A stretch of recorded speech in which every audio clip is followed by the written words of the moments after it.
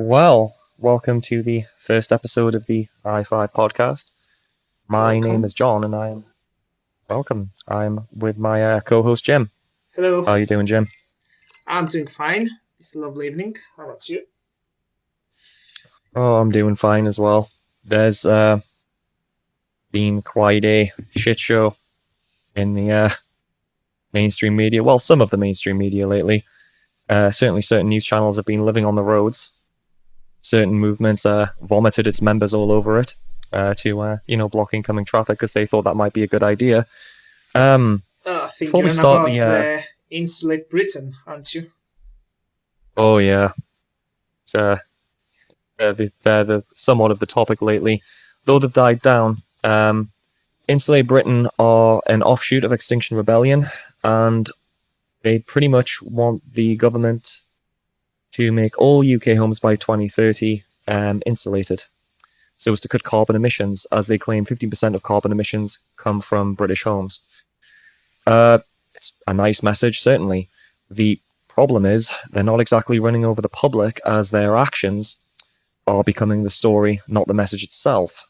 They are also taking up a campaign to block initially it was the M25, but they've moved M25, but they've moved on to other roads. They are basically sitting in the middle of the roads, not allowing traffic to go through. It's created quite the stir, and it's not doing them any favors.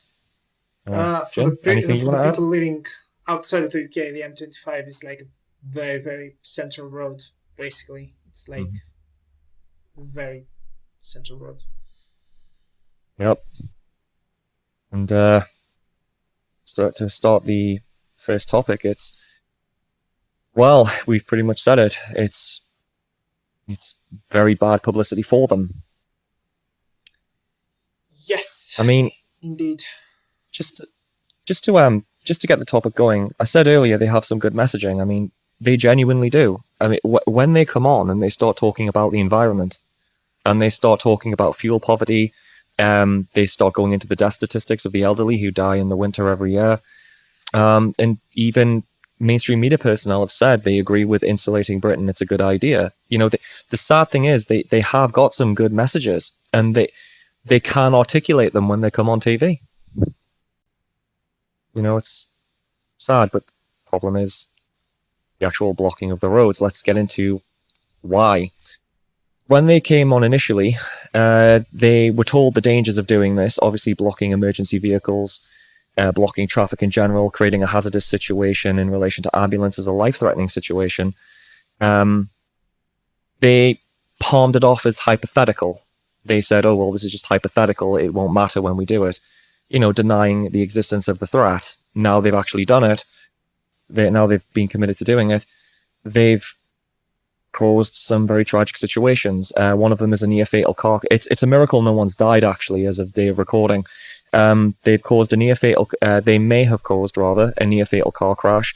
They are being investigated by the police as to whether they were the cause of it.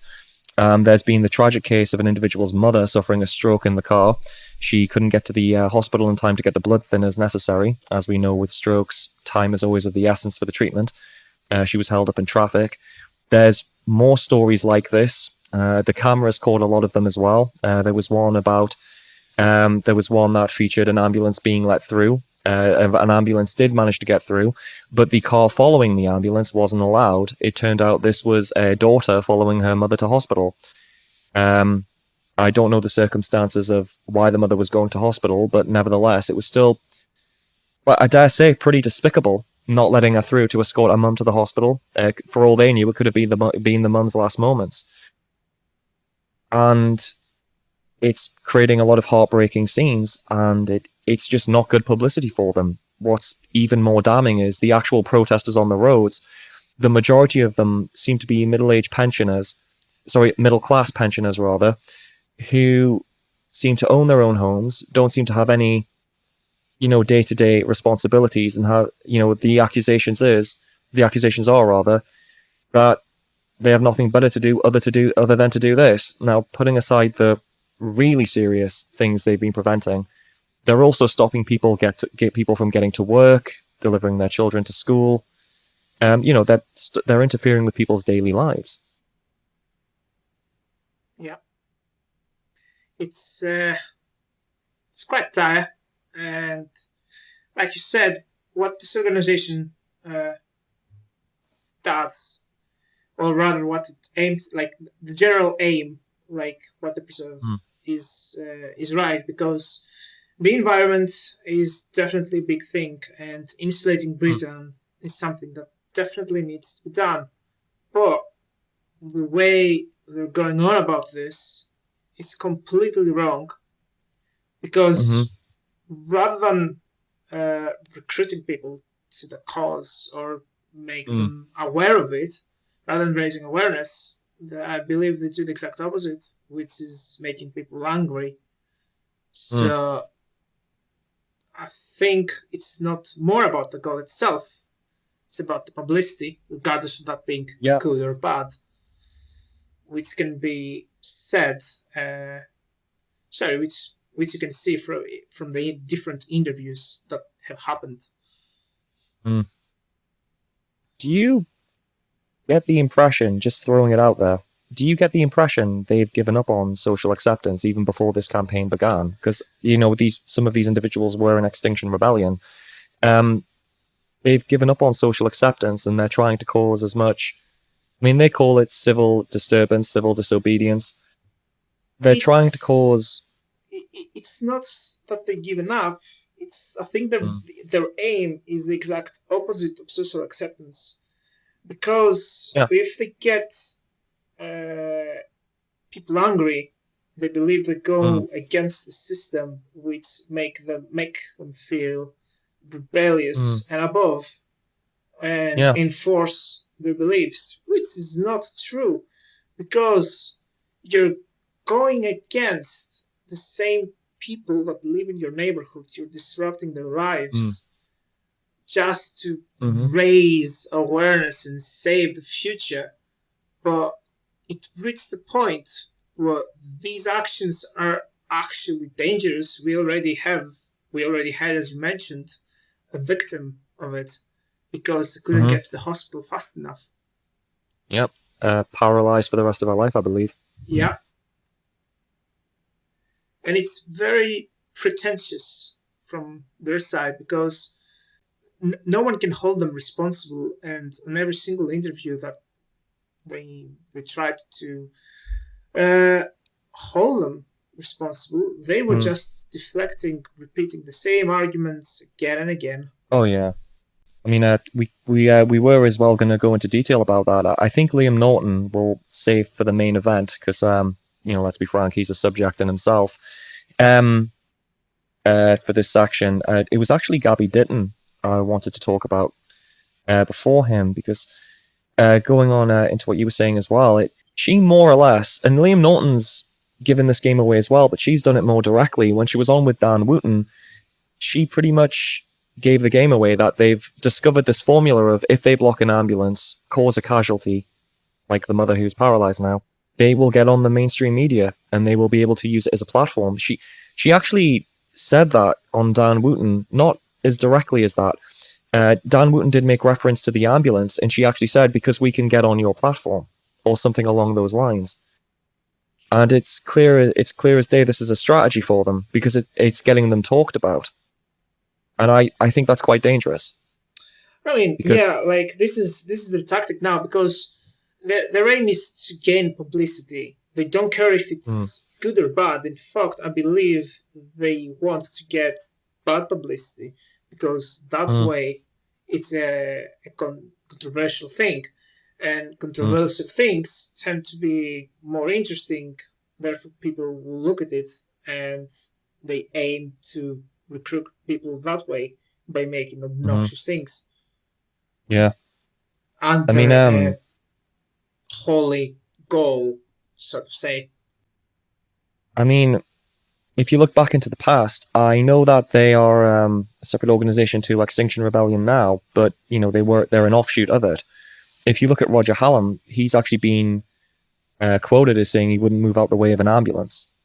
Yeah. And what I found to be quite, I dare say, I found to be quite disgusting was Gabby Ditton when she started trying some verbal gymnastics on, I'm quoting here, the blue lights policy that apparently Insulate Britain had adopted at the time, which was they would let ambulances through. Now, what I found was really disturbing about this was she was separating the relationship of a medical emergency or a life-threatening situation that an ambulance has with those two things. Sorry, she was separating the relationship between those two things in an ambulance, rather.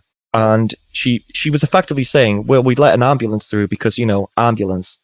But when it was presented to her, the example, would you let a car through that had a woman with a medical emergency in it through? She said no. Why? Because that's not an ambulance. As if it was some kind of acceptable answer. So it just shows their mentality. You know, they think they can come on and think, oh well, we'll fix this. We'll fix this look by saying we'll fix this look by not letting an ambulance, saying we'll let ambulances through. But you can see it in their mentality. They still want to prevent medical emergencies because they know it gets them on the news, and it's disturbing. They know they're causing this. I mean, not all medical emergencies happen in ambulances anyway. You've got no idea what's going on in a car. For all they know, a woman's water's broken, and the husband's driving her to hospital to give birth. There's all kinds of situations like that, and when any kind of individual responsibility or individual accountability is leveled at them, they respond with grandstanding. So just one last quote, if I may give it. She actually said, "If you're upset about the one person who had a stroke, think of the 95 a day who will die from fuel poverty." Yeah, which is completely relevant in a sense, because it's a bullshit argument in the sense that yes, people will die. Yes, people are dying as well because of the current, for various reasons. But like, the important thing is people are here now, right? You cannot exchange the lives of the people that are here now to save lives in the future, which, to be honest, it's not even that. They're straight up directly endanger people with their actions. It's horrible. Somewhat sociopathic. And pretentious, because if they're willing to, like, I saw some reports, they were pretty much using glue to get themselves glued on the roads. People wouldn't move them, which is very dangerous on its own because you could run over.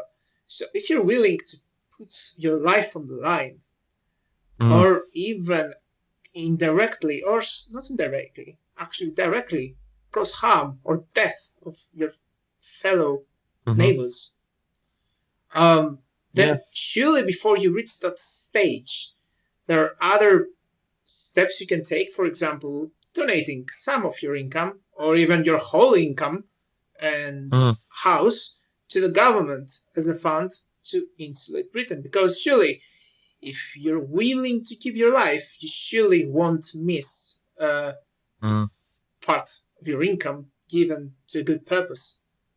If you're so much into it. But no, instead they decide to cause misery because that makes them feel good.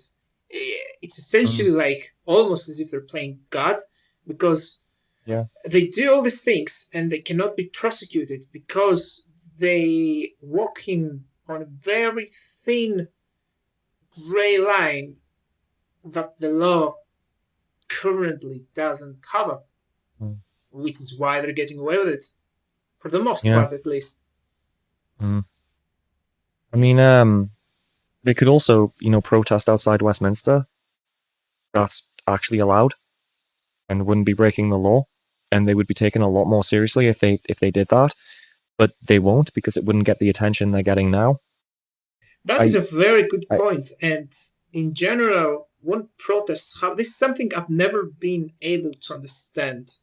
Like, in general, when protests happen, people close off roads or even burn cars and buildings, irrelevant to the people who actually are responsible for taking the decisions or making the decisions. that the people are protesting about. So, for example, a new law is voted, which is very unfair, and the public is displeased. They're not going to protest outside of the house of the politician who voted or created the law. Instead, they're going to protest on the same city that you live, disrupting everyone's life.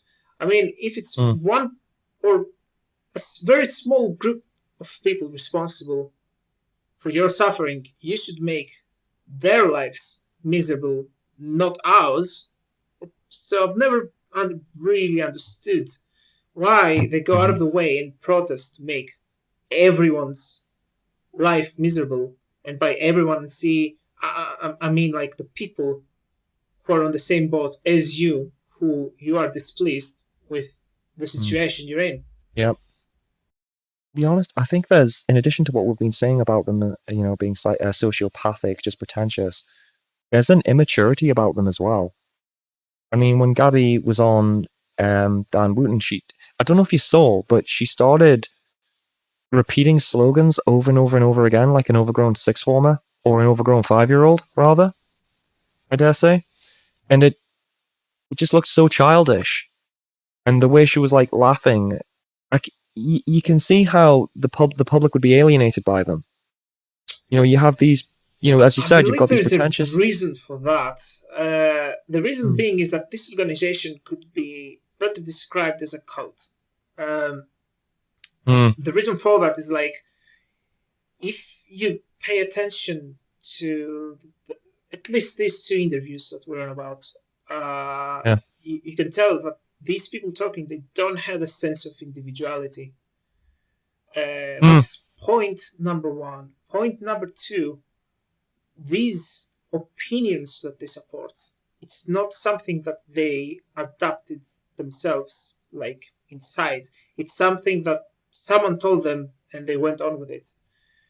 And when you do something like that, when this is the main way of getting like opinions, beliefs, when this is the main way of forming your even character, maybe, eventually when someone presents an argument which is a valid one, you won't be able to respond, which is the case in these interviews. Therefore, your only option is to repeat yourself by saying the different mottos or golden rules your organization is built upon, mostly to convince yourself first rather than convince the other person, because you cannot convince the other person because you don't have a valid argument, or you cannot think of an argument.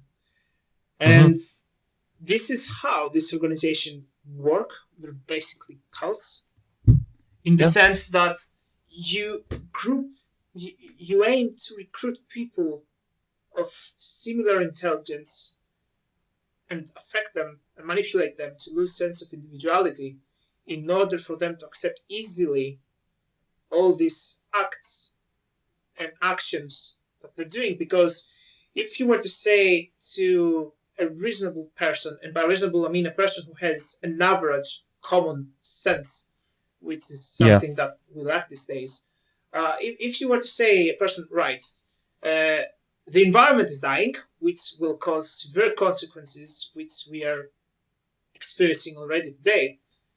All right, sure thing. We need to protest and raise awareness. Let's glue ourselves to the street to do that. No, fuck off. That would be the reasonable reaction. But if you do it slowly to a person who doesn't have a sense of self, who doesn't have a sense of individuality, and while being on a group, while being a part of a group, it's easier for them to accept. Because there's been a lot of experiments done as well on it. There was one where, for example, there was a group of people that were presented with a very simple question, like 2 + 2 equals question mark.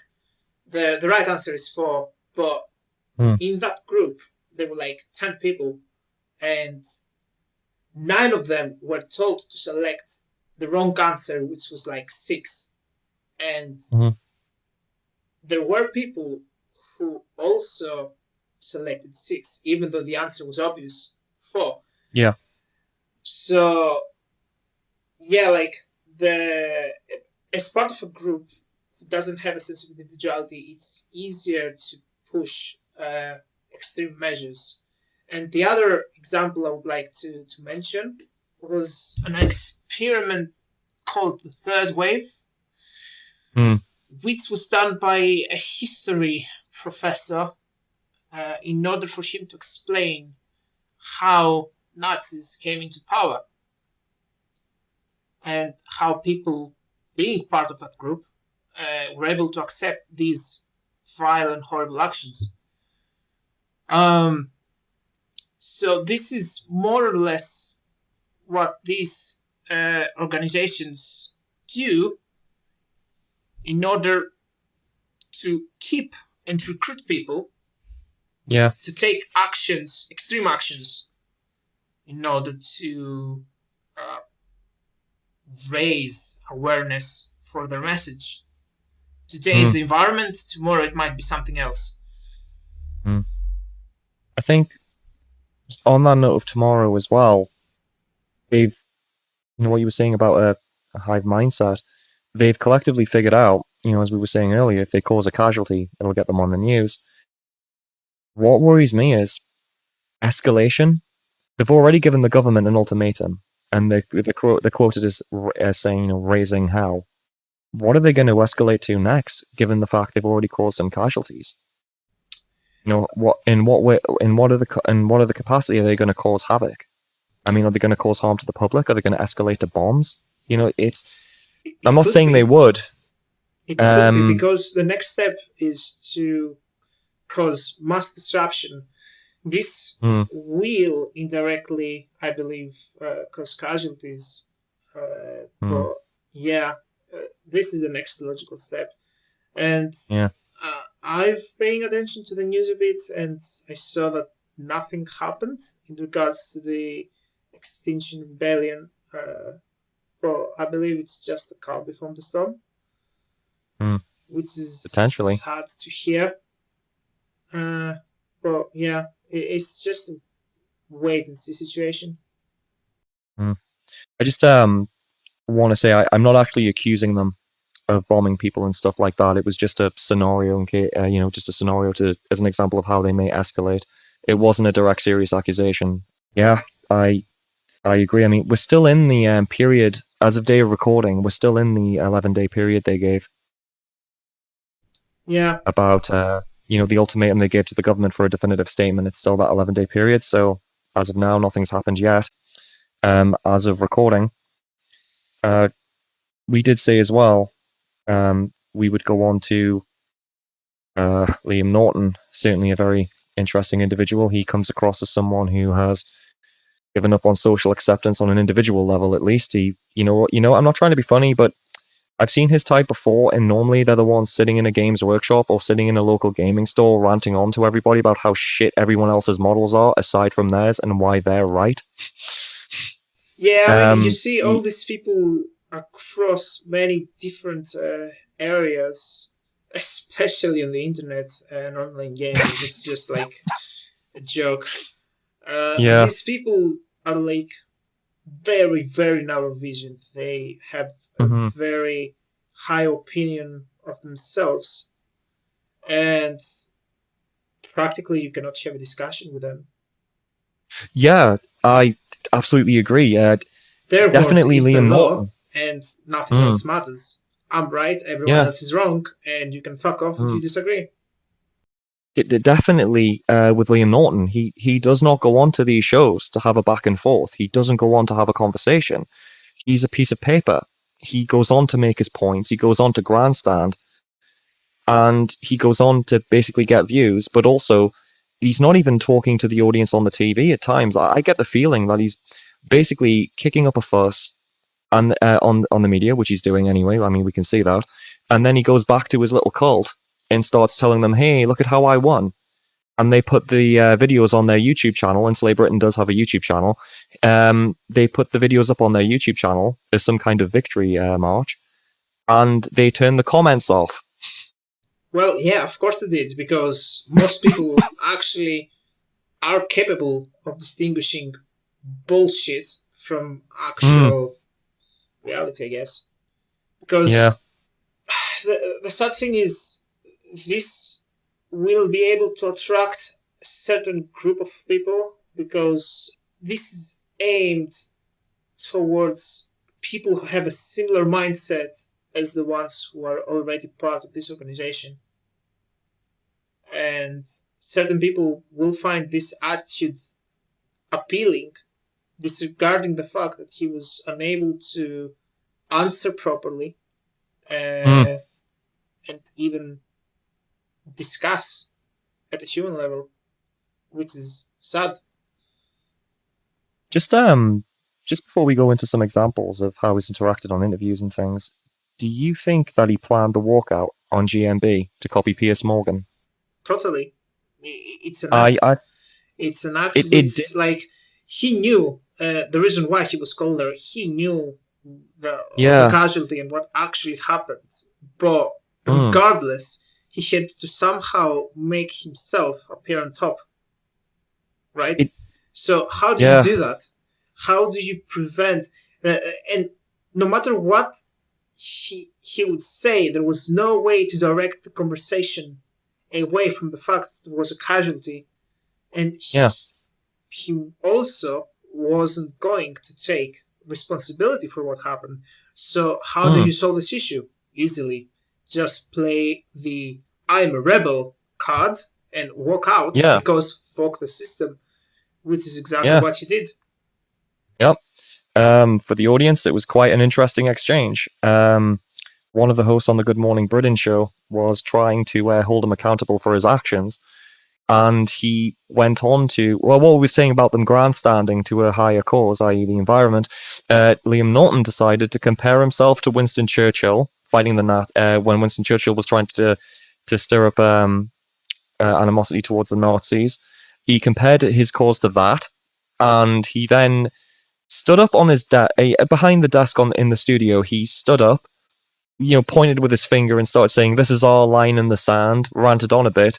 You've got the hosts completely taking the piss out of him a bit, saying, "Oh, he's doing a PS," and he ranted on a bit and then did his little power waddle out of the out of the studio, and it was really it was more cringe than anything else because it looked so manufactured and so rehearsed.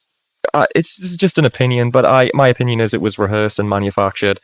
I think it was to put on their YouTube channel as some kind of badge of honor. Well, yeah, to try and stir up a bit of controversy. They have, like I said, he had to appear as the rebel.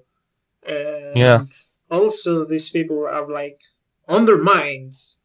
They're like on a holy crusade against the evil of the world, which in this case is the fact that not all houses are insulated, which is even more pretentious considering that at least these two people that spoke on behalf of this organization don't have their houses insulated.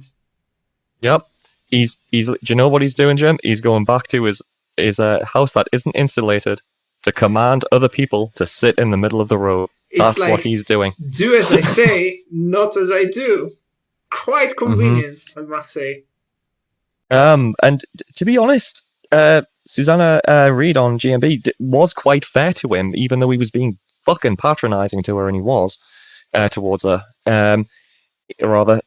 She actually said, "Can you not afford it?" And he avoided the question.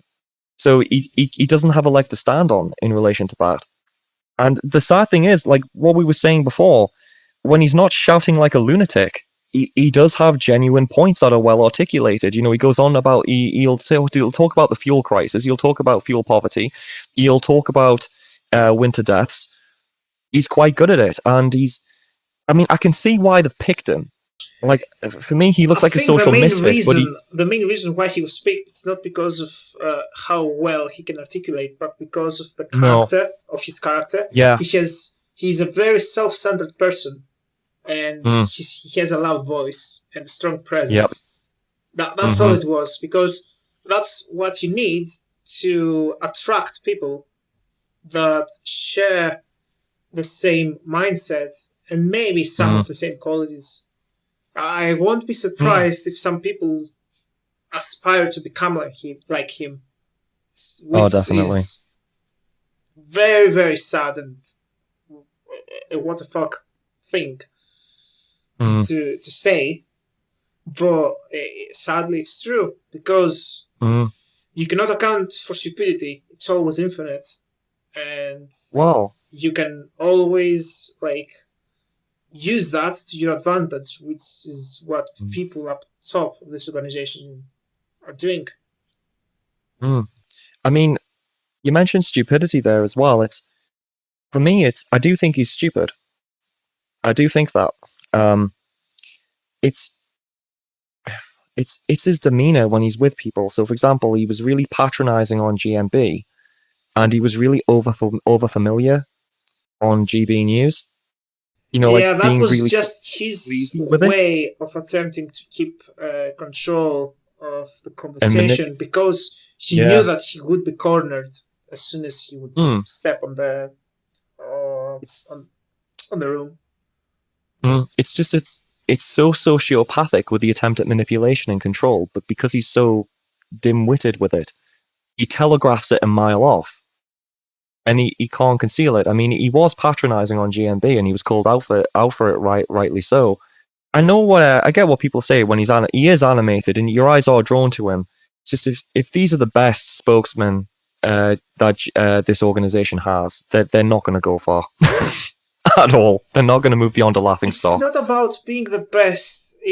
I Mm, guess the right term would be they are the best at what they do and what they want to do. Like I mm, mentioned earlier, they want to appeal to a certain group of people. Like mm. that group of people is not us, and is not I know. anyone who has basic level of intelligence and common sense.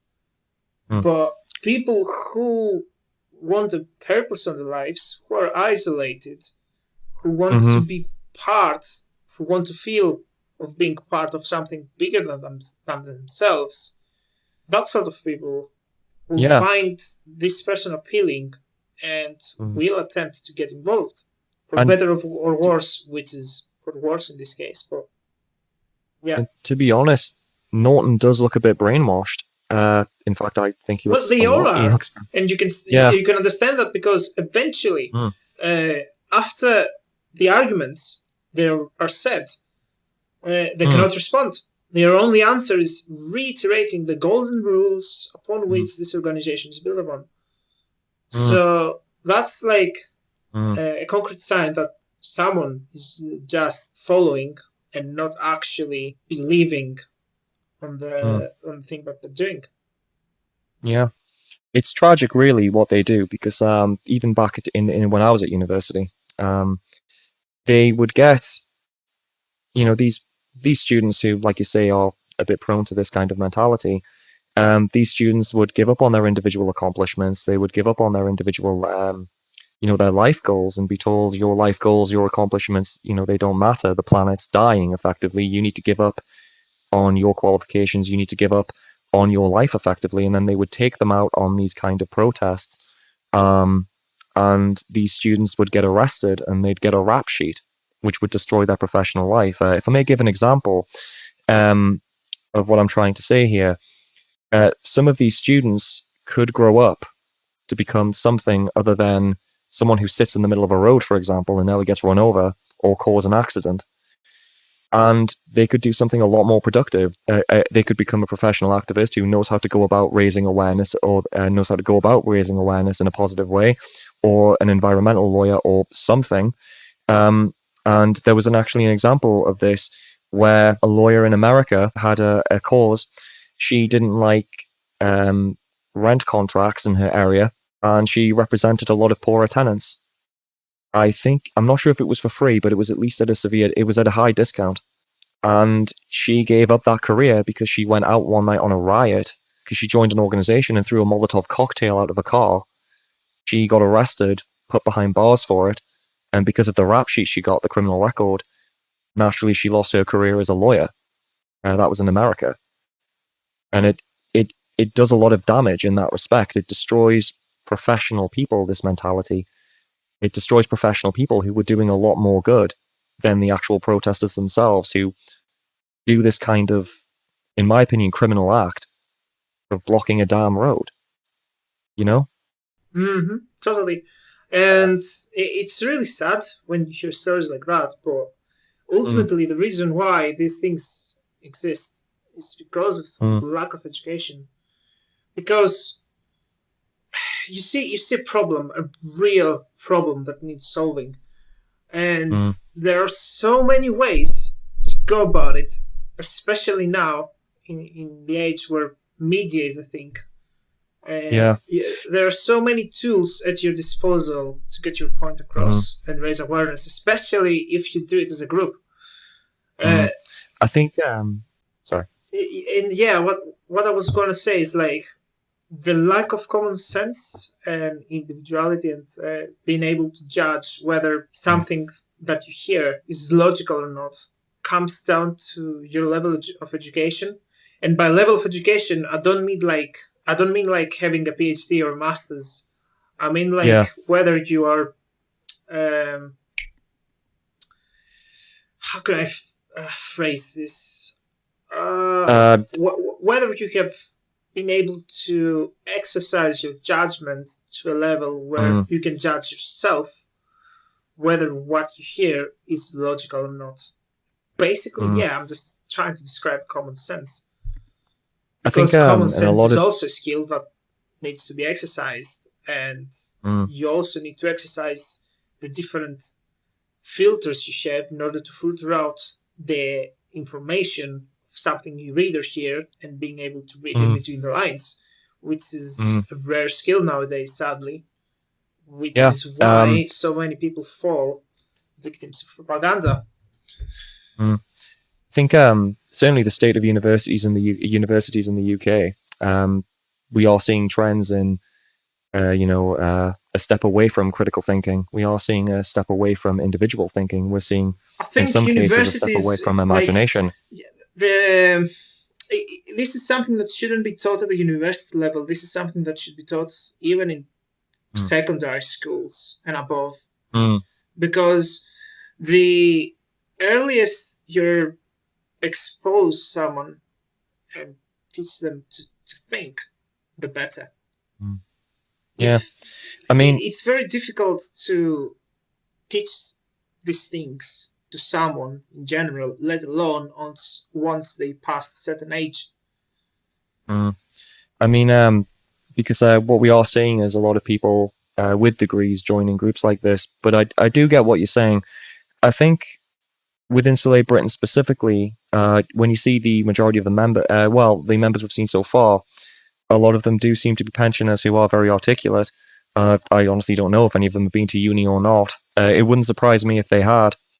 I mean, yeah, because I a think, degree at the end of the day is just a piece of paper that mm, proves you know yeah, a certain area of a science, hmm, of science, mm, or something else. It doesn't prove that you can think for yourself and you can also think for the rest of the society.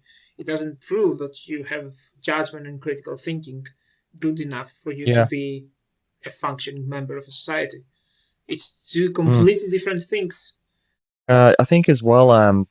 With the pensioners who are doing this on the ground, does seem to be a little bit because they've been on quite a bit as well. Well, not maybe not quite a bit, but they've done the odd interview or two. And I don't know. Sometimes I get the impression that these are just middle class intellectuals who think they should be higher in society than they actually are, and they've just hopped on a course because it makes them, as you said, it's about egos as well. It makes them feel more important. I think that's I think that also contributes to it. Either way, it doesn't come off well to the public. I mean, it's not a good thing when you're blocking someone from taking their kid to school and you're banging on about a report to them, or you're banging on about a higher cause when all that person wants to do is get their kid to school so they can get to work and pay the bills. I mean, it's not Again, they just don't have not a the good thing, it's a horrible thing. yeah. Imagine a It's scenario where you spend your day mm, working, your whole day working, you had a difficult day in job, and all you want to mm, do is get out, leave, go home, do whatever housework you have, cook yourself a mm, meal, and relax. And then on your way home, you see these people blocking the road, and you realize that your day is gone. That is infuriating as a thought, let alone if you experience it. And some people were on about running them over, and they were supporting this opinion, and I can totally understand why. Mm. It's Yeah, it's ridiculous. hmm And getting onto that, because it is heinous, and they're still getting away with it, because at one point, I think one of them was arrested. Sorry, I'll just get the stat. One of them was arrested 5 times in 10 days, and they just kept on getting out and going back on the road. In terms of public relations here, it's not just Insulate Britain that the public are turning against. In fact, let's just be frank, the public fucking hates Insulate Britain. The police themselves the public are losing a bit of patience with them, sorry. Mainly because what we're seeing on TV is just the actual protesters, if we can call them that at this point. The protesters just getting out and doing it again and again and again. It's not stopping. Now, Yeah, I just want to some add to that is that mm, in all the different media that I've seen in mm, regards to Insulate Britain, where the police was present, I think in most cases the police was present just to make sure none of the public would actually go out of their way to hurt these people rather yeah, than stopping the protest, which made me a bit skeptical, is the term, because it there's seemed like the mm, police, since they were there, but they weren't stopping the protest, it was like as mm, if they were approving them, which mhm. I hope that's not the case. Well, there have been accusations that there have been some cultural changes in the police where they might be sympathetic to movements like this, but also the actual guidance under the Human Rights Act in 1992 that they have to follow. Um, the police should fulfill their positive obligations to protect the protesters' rights under Article 2, and their negative obligation not to interfere other than where necessary to do so. Now, I would argue that blocking the road and causing hazards is necessary to intervene and prevent. Sorry, it would be necessary to involve themselves in the protest and remove them. That the problem is the police have an obligation to protect both sides, both the motorists and the actual protesters themselves. So that's something they're thinking about as a grey area. I'm sorry, I was thinking of articulating another point there. Not to mention, I think it's in the back of the actual police force themselves. They don't have a good image right now, and I think they feel like that in relation to the way they've handled protests in the past.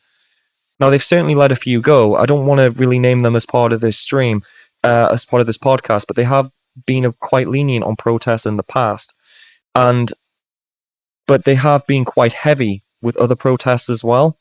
And I think they're frightened, to be honest, about their image if they come in too heavy with this.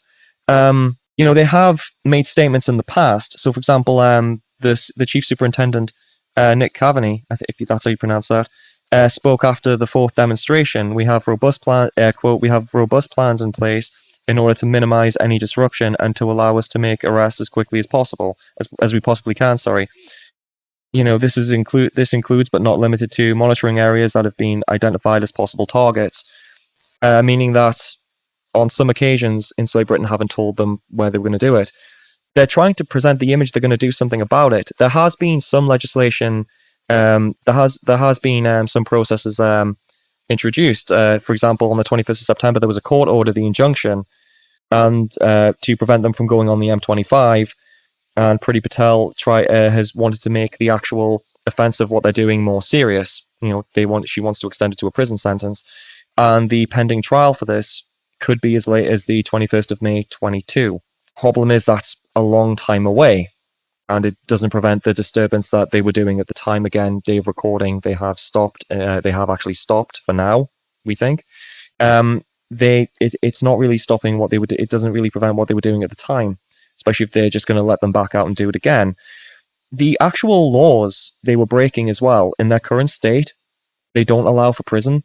So, for example, so the deterrence might not scare them. For example, willful obstruction is a fine only. Breaching of the peace, bound over, it's just they're allowed to be bounded for a specified amount of time. There's another one as well, the Emergency Workers Act, which isn't applicable. I would just like to say why it's not applicable. This is specific to an offence, which is this is an offence related to blocking emergency vehicles, with the exception of police cars, because that's a separate act, a separate law. Sorry, but with this law, you have to be doing it while inside a vehicle, which isn't really appropriate for the current situation. So, with the exception of one act, which we will be talking about, we're not going to avoid this one. The law in its current state doesn't really seem like it's up to the job for this specific act, but that doesn't mean the law's failed. It just means there's no specific act. Like I said before, Priti Patel has said she wants to increase the seriousness of the willful obstructing of traffic act to include a prison sentence to increase the deterrence effectiveness. Increase its effectiveness as a deterrent to stop them from doing this. Now, what people are arguing is because this is going to take a lot of time, for expedience, the Terrorist Act, should that be brought in? If it's okay, Jim, I'd just like to rant on about the Terrorist Act for a few minutes as well. Yeah. With the wording of the Terrorist Act, you can put them in here. It does give the police a lot more powers. For example, they can seize property, they can put them in prison, put them in detention, they can cordon off areas. They will have a lot more ability to immediately act and basically prevent them from doing this. And also, as well, just to balance this, even under the Human Rights Act, in case they tried this, we have human rights. Under the Human Rights Act, they do not come under a peaceful protest because the Human Rights Act specifies becomes illegal when it threatens the interest of public health. Blocking ambulances and blocking cars that may have a medical emergency, and also, sitting as being a road hazard in general, does threaten public health in quite a serious way. So I don't think they get any benefits from the Human Rights Act here. So if the Terrorist Act was to be brought in, it would give the police a lot more power to do so. The only downside is, because I don't feel sorry for these people, in this aspect, the only downside is bringing the Terrorist Act on them. It might create a dangerous situation where the government's willing to bring it in, to bring it on to enforce it, on other protest groups that aren't being this irresponsible and heinous with their actual action. But the Terrorist Act could prove to be a solution here. I agree. What I want to say is that, first of all, you mentioned that the police image is bad at the moment, which is what preventing them to act. That statement is wrong in the sense. Well, I don't think it is. I think it might be in their mind, is all I'm saying. It might be in the back of their mind. Yeah, even so, like, your job is to protect the public. Your image shouldn't be priority number one, especially when that results in the public suffering. Now, in regards to the Terrorist Act, it's basically described a double-edged sword, because if it would be applied, and I believe it should be applied in this case, like you said, there is nothing stopping them for applying in other protests that are actually peaceful and have good demands and good reason for happening. But ideally, I don't think imprisonment is a solution for this type of people. Ideally, you would want to impose a law that basically would prevent these protesters from protesting by draining them financially. If you impose a fine of, like, I don't know, 20k, 100k, or something like that, if that person is unable to pay, you don't send him to prison. You just make it so he can pay as much as he can with what he or she earns. And therefore, he or she won't have money to actually join the protests. And the other thing I wanted to mention, based on what you said in regards to the laws, law is just another tool similar to language, which we use to communicate. Languages in general tend to evolve depending on the society's need. For example, you have terms like computer, internet, which like 60 years ago not even that much, weren't a thing. So I think we are in a situation where things are happening and the law doesn't change fast enough to Yeah, account for these things. yeah. I mean, the law does need the people who come up with the laws, they can't always predict everything that might happen. Yeah, and So, the procedure in which you need to create laws, mm, it takes a lot of time, money, and effort.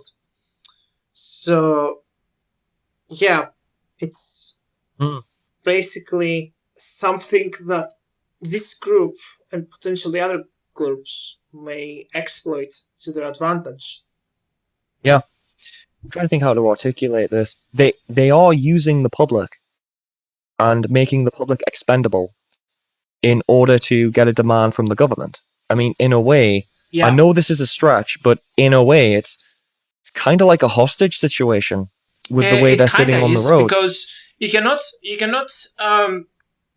cannot like say that right for a better future we need to do this and Mm, causing that much suffering, even like fatalities, like even deaths amongst the public for your cause, because in order for in order to have a better future you need change, and change can happen only from people that are alive right now in this moment.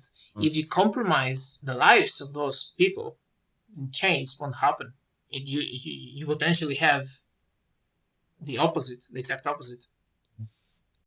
mhm. I mean, the next part of the conversation as well is, we've discussed how it can be used. Are they terrorists? I mean, in some ways, I think they're acting like it. They've given an ultimatum to the government. They will unleash hell. Unless they've been given a definitive statement. Um, they're causing harm. They know they're causing harm. They've already And said disruptions and misery. disruptions. Yep. They're maybe calling them. They're acting like terrorists. They certainly are. If The they don't only want to be called difference terrorists, is then that stop people acting are like it. not afraid of them. That's the only Yeah, difference between that's. a terrorist group, say like, Mm, yeah, I don't want to mention the name, but you can all think of mm, one. The main yeah, difference between a famous terrorist group and these dudes are basically the public is not afraid of them. They're angry at yeah. them, and they are actually known. You can name them Mm. in the sense that On. they've gone they've gone public and Mm, they've had interviews. That's the only yeah. difference. Yep. On that note, we have seen the population acting out on them, intervening as well. We've of course seen the situation where the lorry drivers and individuals like them got out and started moving them physically out the way. We've seen motorists just get out the car and physically move them. Of course, they get back in front of the car, but we are seeing that boundary broken. People are getting out to physically move them out the way. Yeah, On some that's the thing occasions, though. Imagine you're in a scenario you just want to get home. You go out of yeah, your car, you move them, hmm and as soon as you move them and go back to the car, that person goes back to where he was. Like, how yeah, freaking annoying that mm, would be. In a scenario like that, I don't believe I would personally be able to keep my cool and not I resort to mean, something more drastic. It's just, yeah, sorry. well, it's fine. It's them putting themselves in a dangerous situation because traffic. You're sitting in the middle of the road. Road rage is a very real thing. People are driving for a reason, and when you impede that, Just people. want to I mean, say, if this was a in a country like Mm, Greece, these people yeah, wouldn't survive as long as yeah. they did. Oh, imagine America. Someone would have. Like, Someone. especially Greek taxi drivers, they are bold Yeah. enough to ignore red lights and pedestrians that they Mm, cross the pedestrian zones on a green light for the pedestrians. So if someone was stupid enough to protest in a way that these people do, oh mm, god, I oh know. there were, yeah, Imagine if no, they tried this in China. yeah, oh even better. Yeah. Or even if from the civilian perspective, can you imagine if they did this in America?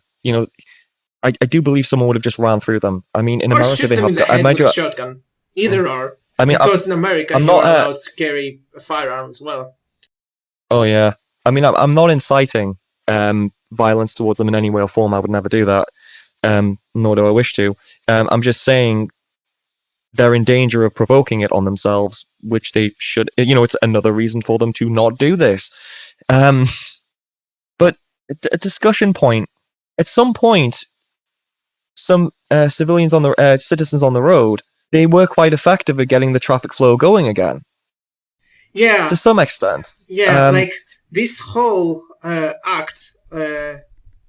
I have no better word to describe it. It's like a ticking bomb because eventually, one way or another, there will be victims, and we already had one victim. This was on the side of the public, where we had this unfortunate lady who remained paralyzed due to the stroke. But I don't think in a similar situation, people would be as calm.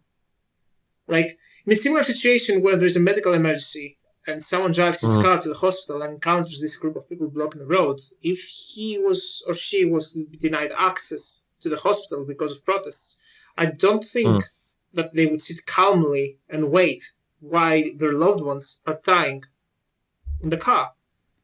And especially if a person is under a lot of stress, if their patience break, the whole concept of common sense goes out of the window. They stop being logical, and at that point, bad things will happen. I mean, if they come back and start doing this, the police need to be able to do something more than what they're doing. I mean, what I was saying about Priti Patel before, she has said she wants to increase the offence of holding up traffic. She wants to change it from £1,000 fine to a 6-month sentence. She hasn't done it yet, mind. And I think that's wrong. Just change the fine from 1,000 to 6,000, because even if you change it to a sentence, that person will still be in a room and get fed. Like, the public shouldn't pay for them; they should pay the public for the disruption. So make sure to increase the fine, and you also make sure that this goes into a criminal record. That's all you need to do. And if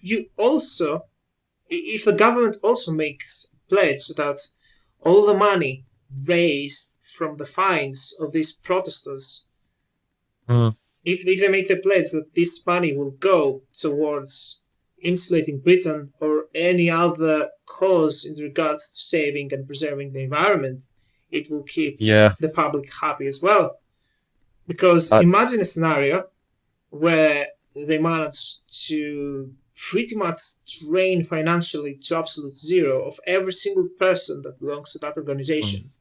And the day after they raise this amount, which should be big, especially because the higher ups must be, getting shitloads of money. Next day they come out and say, right, we managed to accumulate about £10 million, which will go towards insulating Britain. The public will be happy and the organization will be gone. And they won't have anything to say. It would be funny, actually, if they could get that amount from the houses and things. I'm just imagining a scene. Like, just imagine Liam Norton sitting on Good Morning Britain, and he starts being really patronizing. And because he's been on there quite a bit, and he's just patronizing towards the host, and he's just like, one of the hosts just says to him, "Oh, Liam, you've it's literally just been announced by the government. You're now a terrorist." And he would just start off with his little pre-prepared line, his little programmed line of, "Now, it's not about whether I'm a terrorist or not. It's about the bigger issue of, wait, what?" I mean, can you just imagine that? Oh, I can totally see that. I'm not a terrorist. What the government does is terrorism because the houses are not insulated. And what's terrorism is the victims of this action that is not taken. 97 people are gonna die every day because of Yeah, I can totally see that happening. Like, it's totally how a person like that would react, because as we explained above, it's just, reiterating the same things again and again and again when you're unable to answer. Mm-hmm. But that I just think it doesn't would be change the very... fact that you're a stupid piece of shit for doing the things you do, resulting in human casualties. I just think it would be really funny if that was to come up and someone was to say, so what's it like being a terrorist? Is it fun being a terrorist, Liam? Are you in prison yet? You know, the satisfaction people would... Because I get the impression a lot of the journalists don't like him. They just have him on because they know he's going to get views. They know using him as a verbal punching bag. The public itself doesn't like him for the most part. Everybody hates him. So yeah, I mean... Did you see... I'm sorry. Sorry, go on. I was going to say, did you see on GB News when he went on one of their shows? And he just went to the journalist, I'm bored of you. And she just went, no, well, I'm bored of you as well. Can we cut him off? They just cut him off air. Oh, no, I missed this part, but sounds like a golden moment. Sounds awesome. It was funny as hell. It's, actually, thinking about it, it's like having these people on air, it's a bit dangerous. Because that gives them the chance to recruit people. Yeah. I mean, it's clear enough from their actions that they're not right on their minds. And everyone, said, oh, yeah, if it was a car on an emergency, I wouldn't let them pass. It's horrible. I don't like it, but that's the truth. And it's easy to say that when you know it's highly unlikely that there will be a situation where some of your loved ones will actually be in one of those cars. So, speaking from the safe side, it's always easy to boast. But in reality, I don't know what would happen if that was the case and how these people would react. Maybe that would be a wake-up call for them, but I would put my money on the fact that if that was to happen, that person, if they were to try to speak openly about it, they would be silenced by the rest of the organization. Yeah. On the I mean, I do think it's a really good discussion point. I was just thinking as well, with the way they've had but I'll just get into the incident that happened. I think we both know about the mother with the son who hit breaking point, and she used the car. She didn't try and murder them or anything like that. She tried to gently nudge them out of the way because she did have to get her kid to school. I just want to say that we are not saying she tried to murder them. She didn't. She was just trying to move them out of the way. She had had enough. And I fully understand the frustration. I think a lot of people do. The problem is, people are understandably frustrated. Is there a danger if they'd have kept this up? Because, like I said, as of day of recording, they have stopped. For now, at least, if this had kept up and something more serious had happened and it had escalated into running someone over, not that I was saying that not that I'm saying that would be a good thing, because I'm not. Is there a danger that the media may have been approaching the boundary of sensationalizing vigilantism? Because we did have Noel Gallagher go on Twitter and say something about running them over and throwing them in the Thames. And Dan Wooten was laughing about it. Now, he wasn't trying to incite murder on his show. He wasn't doing anything of the kind. This is a direct consequence of the fact that this whole movement already walks on the grey line between what's legal and illegal. So, acting on that, the rest of the media, it's they could do it. They could totally do it. And even discussing whether they would be on the wrong or on the right, it's a whole different topic, a whole different discussion in its own. And both sides have arguments. But putting it bluntly, when they themselves invalidate human life to for the sake of raising awareness, they first invalidate themselves, then the rest. So on the back of that, you could argue that gives the right to someone who is in an emergency to, do something extreme. I think the police need to really intervene in a more effective way than they have. to prevent it from getting to that point. That is absolutely true, because the only way to resolve this thing is if the government and the police get involved more than what they have now. On the government side of it, when they made some statements, these were typical political statements, to be honest, from politicians. Priti Patel, she called for the police to take decisive action. Admittedly, she has tried to put some legislation in, or she's got the ball rolling on it, but they're not in place yet. She said what she would like to do, but that's not done yet. It doesn't change the fact they're still on the roads.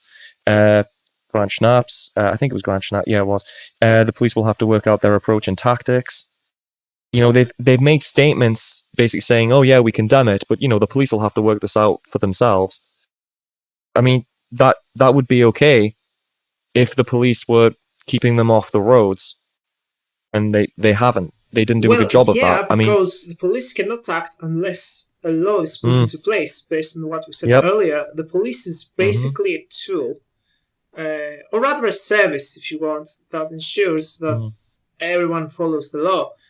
If in this scenario the law doesn't cover what they do, even though it's wrong, then they can only do so much unless they are instructed from someone high above. Yep. So, which comes back full circle to should the Terrorism Act be employed? The Terrorism Act, should that be deployed here so they can they can basically prevent them?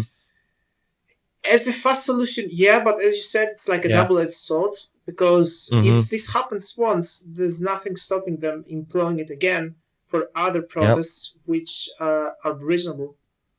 So it's certainly a conundrum, and it's heinous that they found this gray area. It's absolutely heinous. I do wonder if someone had bought Liam Norton a Warhammer set when he was a kid. No, I collect Warhammer myself. Probably. There's people who collect Warhammer are not this bad. I collect Warhammer myself. I'm just saying he would have been a bit of that guy. You say that now, but then suddenly it comes out in the open that the person on the top is referring to himself as the Emperor, and then what? He probably has that complex, to be fair. Another point I was thinking as well, this is purely a discussion point. I'm not even saying this is an allegation, just a discussion exercise. I've got no proof of this whatsoever. Do you think that the government was taking... Do you think there's any chance the police and the government were taking it easy on them? Because of the climate events? Yeah, I believe so. Sorry, finish. I was just going to say, and not wanting to crack down on a climate group amid those events. Yeah. It would look quite bad. Because from the one side, what they do is on the grey area of the law. From the other side, the cause and the reasons why they're doing it is actually valid. Like, the environment in general is a very big topic, and it's very real and big issue that needs addressing. Steps absolutely need to be taken in order to preserve it, make sure that future generations will actually exist and will be able to continue living in this earth. So, taking account these two things, the police certainly didn't act to the point where they should, in order to ensure that there are no disruptions. One thing, just to throw in randomly here, just because I thought this was rather funny. I was watching GB News, and they had that lady on who tried to move them out of the way with the car. And it had a journalist from The Independent. I think his name was Donica McCarthy. He was, I think he's the climate editor or columnist there at that paper. And it was you had the lady. I think her name was something Speed. I can't remember. She was literally talking about serious subjects, talking about, people need to get on with their day, they need to go to work, that type of thing. She was making valid point after valid point after valid point, basically. And his response to it was basically this: as a mother, would you please read the Chatham House reports? Like, It's oh just, man. and when they're on the roads and stuff, and people are confronting them, they're telling people that. It's almost like I've got to get to work. I've got to get my kid to school. I'm a lorry driver. Do you not realize I've got to get the stuff in the trailer to where it needs to go? Have you read this report? It's not a good response. No, not at all. It's like infuriating. Like, I have my life to go on. Fair enough, the environment is good. I'm going to try whatever is possible within my power. But in order to be able to take actions and steps that will result in change, I will need to get on with my life, which you are disrupting right now. Yes, we understand, but have you read this report? Have you read these reports? How about you fuck off out of my way? It's, oh, man, it's just, can't even put it in words. It's really bad. No matter how you look at it, these actions, this way of going things, it's atrocious, and it shouldn't be allowed. And it's a new form of terrorism. Yeah, it is. It's very passive aggressive with how they're doing it. I mean, don't get us wrong. I understand. Yeah, they're directly blocking an ambulance. That is absolutely something that is vile. It's very aggressive in my opinion. But I just passive aggressive is maybe not an appropriate term to use. That they're hiding it behind civil disturbance and civil disobedience, and that's the con game they're playing, and just no one's buying it. And the thing the is, tragedy. like, sorry, go on, finish your point. Oh, I was going to say the tragedy is the laws that they're breaking. You know, things like willfully obstructing traffic, breaching of the peace. They don't have harsher sentences. They don't have harsher fines. So the deterrents aren't really enough to stop them from doing it, evidently. I mean, we are in the lull now, but I think that's just more the public reaction to them has made them think twice, potentially. I mean, yeah, this goes back to the fact that it's impossible to account for stupidity, because some things revolve around common sense. I mean, looking at laws for the United Kingdom, there is like some very, very weird laws. Some of them involve that you should not go around in public looking suspicious while carrying a fish under your coat. Now, I don't know why this law exists, but it does exist. In any case, though, you cannot account for human stupidity. Like, so people sort of, like, the people who made the laws bet on the fact that, someone wouldn't go out of the way to block traffic because it's dangerous, it's stupid, and they put the fine there just to be, extra cautious. But now we see a group that steps on that, exploits it to do the things they do. One thing I would like to dismantle as well. Nothing you've just said. It was back to what we were saying earlier when Liam Norton was trying to say that these are just when he was planning to do this, and he was I think it was GMB News, and he was saying, oh well, this is just hypothetical. This is just hypothetical. It reminds me of it's what you were saying about common sense. They knew this could happen, and I think the plan was to say, oh well, we didn't realize that this could happen initially before they realized all this would get them on mainstream media. Which is and bullshit, I think that was the legal system is, there's an example given in the law textbook, which is if there's a dark room and you have a gun and there's someone sitting in the room, it's pitch black, you can't see, and you just fire into the darkness randomly, even though it's a 1 in a million chance you're going to kill somebody. If you do kill someone with that gunshot, the chain of causation comes in, and the reasonable person would have known that discharging the weapon into the room would run the risk of killing somebody, so you're still liable for that death. I wonder if there was some kind of bizarre inbred logic in that, oh well, we think it's hypothetical, we don't actually think it will happen. Deniability. Should something happen, rather? Totally. If that makes sense? Yeah, they should. Something should happen, because even if you didn't mean to, your actions caused someone's life, resulted in someone dying.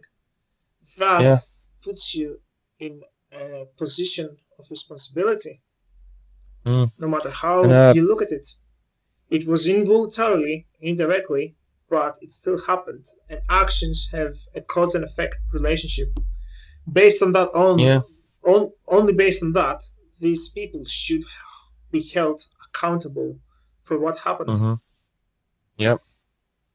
And just on that, a lot of people are focusing on the woman who unfortunately endured a stroke and was paralyzed. She's basically, it should never have happened. It's one too many. People should not have to take into account that a group of idiots will be sitting in the middle of the road and prevent you from getting to a hospital. It's something that people should not have to take into account. It's something people shouldn't have to deal with.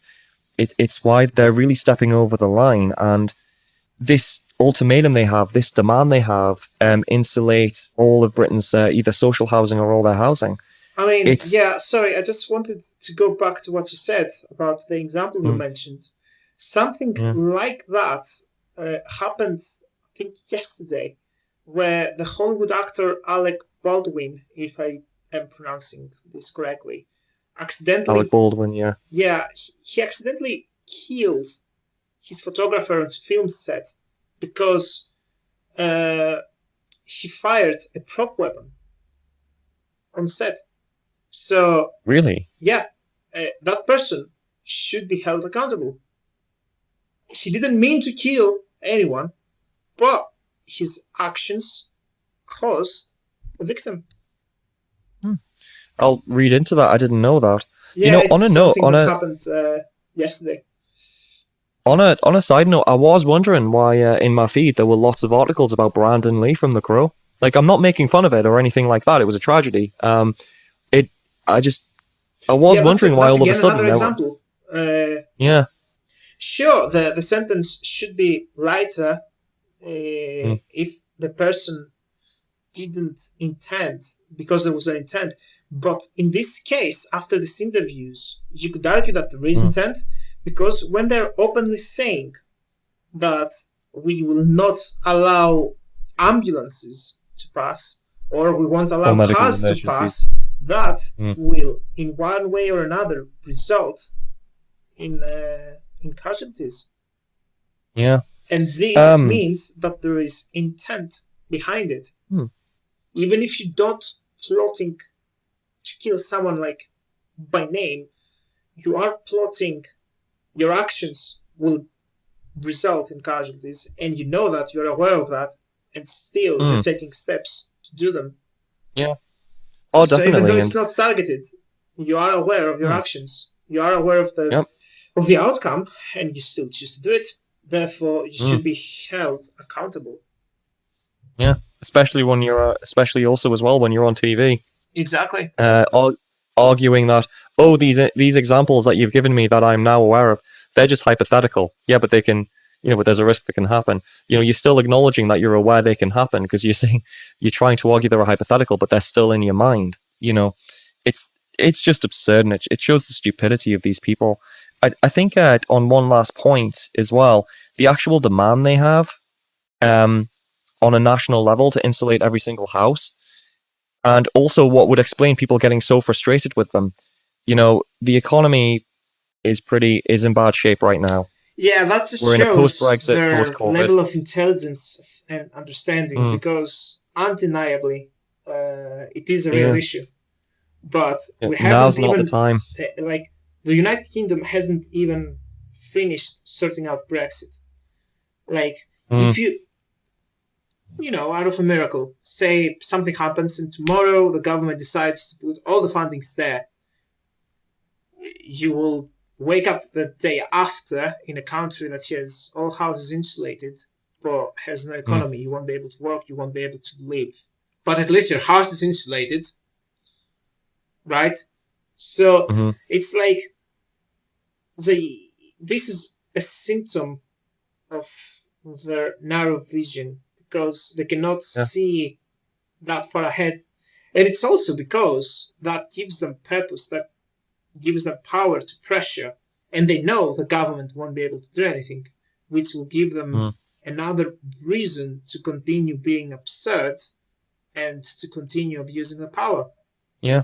Because at the end of the day, at least for the upper people, sorry, I'm just going to say this very last thing. No, go on. Go on. At least for the upper people, the people that are like high on top and govern this organization, Mm. I believe from their point of view, it's just a business. That's all it Yeah. is. It's an income, a way to make money. Oh yeah, definitely. And I think just on the population level as well, going through going through the lockdowns in the past few years, all the turmoil, people losing jobs, people losing loved ones. At the we've got Brexit, we've got constant arguments about whether the economy is being destroyed by Brexit or COVID, or is it a bit of both? People's tolerance for bullshit or people's tolerance for these kinds of distractions is just at an all-time low. They're not willing to tolerate it. People are fed up. They want life to go back to normal. After the couple of years of lockdowns we've had, and they just will not tolerate this kind of interference anymore. Yeah, which is exactly why I mentioned earlier that this whole Mm. situation is like a ticking bomb. People Yeah. had already a lot to deal with the different Mm. regulations in COVID, which, mind you, in some countries it had been a lot rougher. But Mm. like on top of it, when things start to get back to normal, they have to deal with this shit. And Yep. no matter what, people have a certain amount of patience, which is not infinite. Some people have less, Yep. some people have more, but Mm. if so happens that a person in distress encounters this group and Yeah. being disrupted of his life in that way, especially if that person is an emergency, medical emergency, for whatever reason, then yeah, the outcome won't be pleasant, to say the least. No. Yep. And I don't. We aren't trying to encourage any kind of violence against these people. We're just discussing that, people are getting pushed to their limit, and we're trying to make the point that the police need to intervene before it reaches that limit. I think that's definitely what I'm arguing. Is that what you are as well, Jim? Yeah, totally. And Yep. the fact that this organization is rather pretentious by observing how they go around raising awareness and acting. Mm-hmm. I think for this episode of the podcast, the glorious first episode, I think that's pretty much it for the subject. Although we did have a little bit on the conferences, but they were just really a couple of sentences. The Insulate Britain did come up a little bit. The Tories, gave some statements about them, some grandiose statements, and Labour didn't really condemn them as much as they should have. Well, yeah, the reason for that, I believe, is it's like politics and agendas. Mainly, Exactly. If one side, the government inside, sort of opposes, then the other side, which is the opposition, its job is to say no. As stupid as this may sound, no, they had true. to, the government disagrees. Okay, then we need to agree.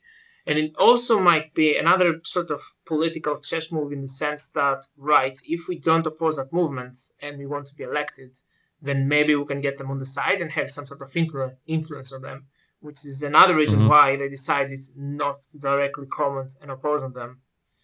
And also, I would say, looking at these statements that the government made in regards to this organization, they didn't want to sort of provoke, which is understandable because they are in the process of formulating a plan of attack. But since they don't have a clear plan of attack, it makes sense that they wouldn't want to openly provoke them in any way, shape, or form. Yep.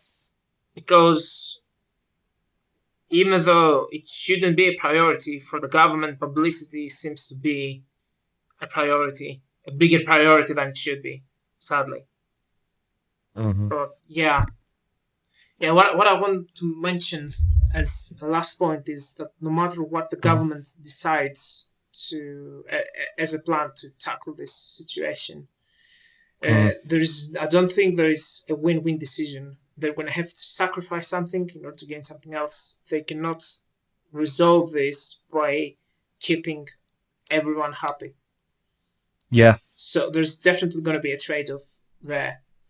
I just hope honestly the trade-off is not against the general public. honestly, if I was the government, I would make it absolutely clear that that Insulate Britain are not your typical environmentalist group.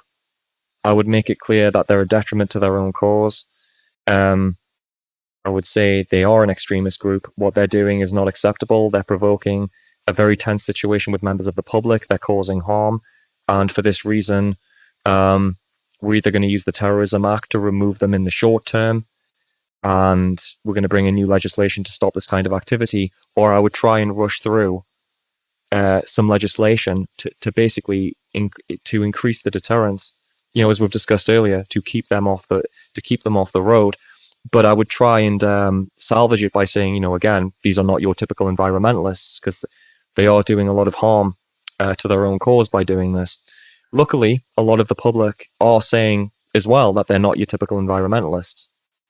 Yeah, which is quite lucky. clear, because after so many protests from different groups in regards to the environment, none of the other protests actually resulted in casualties. So, and there was no danger of having casualties. So that alone makes it a separating point between these extremists and a general group that actually tries to raise awareness for the environment. Oh yeah, highlighting the criminal behavior is absolutely the way to go, because the public's seeing it every day. Yeah, that pretty much I would say covers everything we had to say for this group. That's from my side at least. Yeah, me as well, myself as well, rather. Hope someone found this useful, and we will be producing another episode. Yeah. And this was the I5 podcast. I'm John and Jim. Yeah. Thank you very much for listening, and we hope to see you on the next one. Remember to like, ring the little bell, and subscribe. All the best. Bye, guys. See you later.